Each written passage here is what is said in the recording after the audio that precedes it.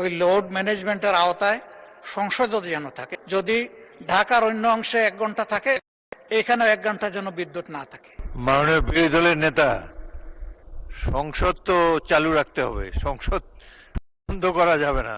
খনিজ সম্পদ, বিদ্যুৎ ও জ্বালানি প্রতিমন্ত্রী যে প্রস্তাবটা সংসদে এনেছেন ঢাকায় লোড ম্যানেজমেন্টের ব্যাপারে, আমি বলবো যে মেহেরবানি করে এটা যেন সংসদ থেকে শুরু হয়, সংসদ যেন এর বাইরে না থাকে। ওই লোড ম্যানেজমেন্টের আওতায় সংসদও যেন থাকে। এখানেও যেন যদি ঢাকার অন্য অংশে 1 ঘন্টা থাকে, এখানেও 1 ঘন্টা যেন বিদ্যুৎ না থাকে। এখান থেকে শুরু হোক, তাহলে জনগণ বুঝবে যে আমরা আসলে বাংলাদেশকে একটা ইউনিফর্ম হিসাবে বিল্ড আপ করতে চাচ্ছি। ধন্যবাদ মাননীয় স্পিকার। মাননীয় বিরোধী দলের নেতা, সংসদ তো চালু রাখতে হবে, সংসদ বন্ধ করা যাবে না।